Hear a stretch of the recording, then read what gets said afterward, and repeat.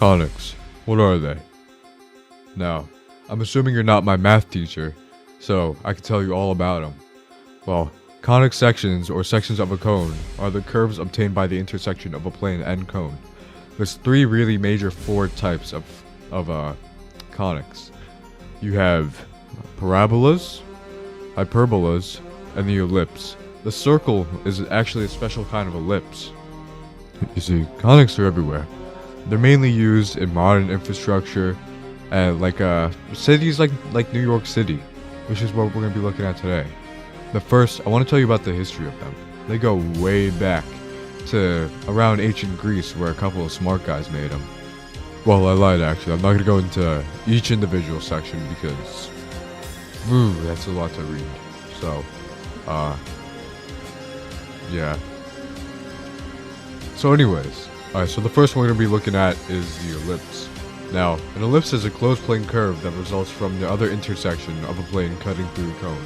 In other words, it's pretty much just an oval. The basic equation for an ellipse is x squared over a squared plus y squared over b squared, which is equal to 1, where a represents the semi-major axis, which is half of the length of the major axis, and b represents the semi-minor axis, which is half the length of the minor axis. And then there's also another one where you just kind of flip-flop the A and B, and then you're good. Now, about the history of the ellipse.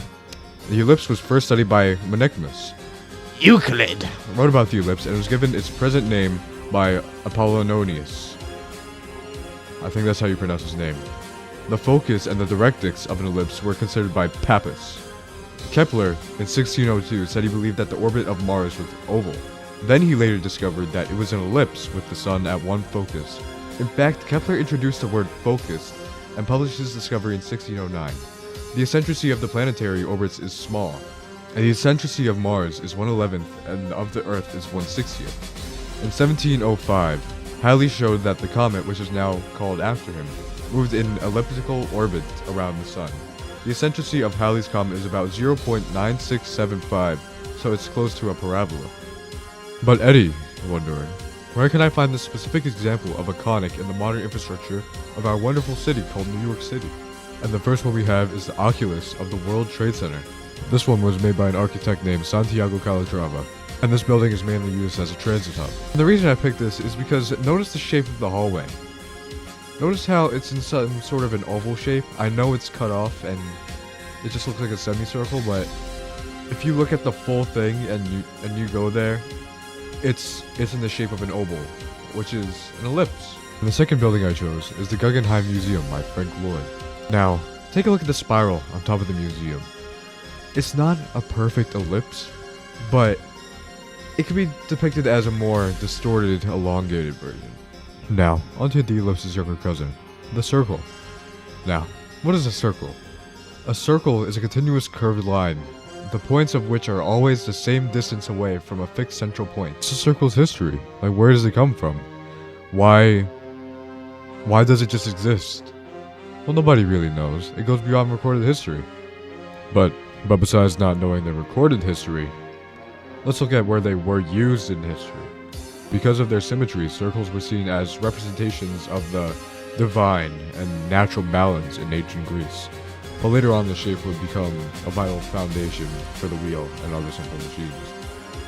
Focus on circles is evident among structures built throughout history. Although the meaning of its design is still being deciphered, Göbekli Tepe, a series of stone circles in Turkey, is the oldest known temple built around 6,000 years prior to Stonehenge, another famous circle. The shape marks many more important gatherings, places, and other stuff used by diverse cultures as centers of worship, governance, and even spectacle. The circle's actual equation is pretty basic. It appears as x minus h squared plus y minus b squared equals r squared. It's actually pretty easy to graph a circle. The simplest circle to graph is the one whose center is at the origin of 0, 0. Because both h and v are 0, they can disappear and you can simplify the standard circle equation to look like x squared plus y squared equals r squared.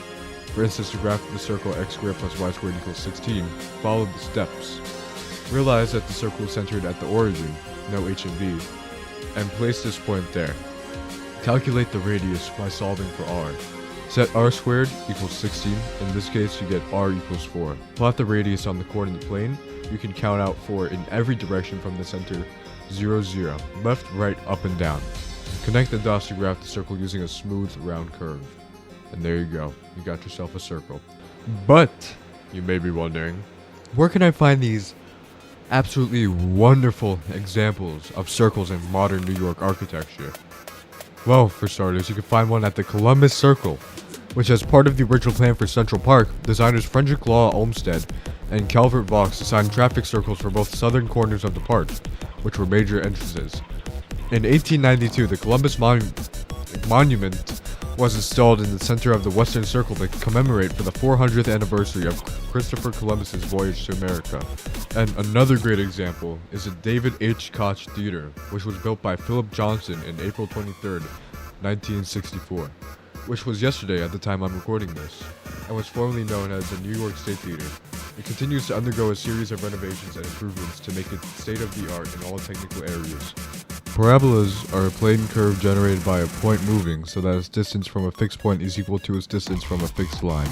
The intersection of a right circular cone with a plane parallel to an element of the cone.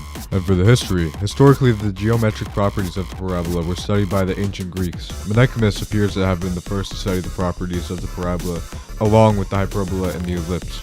These curves arose through the study of the cone. Its use in history is actually pretty important. The reflective properties of the parabola and the ellipse have been exploited in architecture to obtain remarkable acoustic properties in large church buildings and later designed powerful telescopes and reflectors. And there's 4 standard equations of the parabola. You have y squared equals 4ax, x squared equals 4ay, y equals negative 4ax, and x squared equals negative 4ay. And there's really not much to say about this example. It's just a Washington Square arch. You can find it in the Washington Square Park. And the second example could be the Queensboro Bridge. Its arch-like architecture helps contribute to the shape and the idea that a parabola is being used. And finally, the hyperbola. Well, it's a conic section that is formed when a plane intersects a double right circular cone at an angle such that both halves of the cone are intersected. This intersection of the plane and cone produces 2 separate unbound curves that are mirror images of each other called a hyperbola. It's very similar to the ellipse. It's just 2 ellipses right next to each other. How about that? And for the history, there's not much. In Renaissance, Kepler's law of planetary motion, Descartes and Fermat's coordinate geometry, and the beginning of projective geometry started by Desargues, Pascal pushed conics to a high level. Many later mathematicians have also made contribution to conics, especially in the development of projective geometry, where conics are fundamental objects as circles in Greek geometry. Among the contributors, we may find Newton, Dandelin, Gergoni, Poncelet, Bianchon. What are these names? Dupin, Jaslis, and Steiner. Conic sections is a rich classic topic that has spurred many developments in the history of mathematicians. You know, hyperbolas were used in the making of sundials. The pointing arm of the sundial follows the path of a hyperbola as the day progresses. This is because the sun's rays are essentially parallel, and the hyperbola represents the point where the distance between the gnomon and the hour lines is constant. There's 2 standard equations for the hyperbola. These equations are based on the transverse axis and the conjugate axis of each hyperbola. The standard equation x squared over a squared minus y squared over b squared equal to 1 has the transverse axis as the x-axis and its conjugate axis is the y-axis. Further, another standard equation of the hyperbola is y squared over a squared minus x squared over b squared, which is equal to 1, and it has the transverse axis as the y-axis and its conjugate axis is the x-axis. To graph the standard equation x squared over a squared minus y squared over b squared, then the transverse axis is on the x-axis. The coordinates of the vertices are plus or minus a0. The coordinates of the covertices are 0 plus or minus b. The coordinates of the foci are plus or minus c0, and the equations of the asymptotes are y equals plus or minus bax.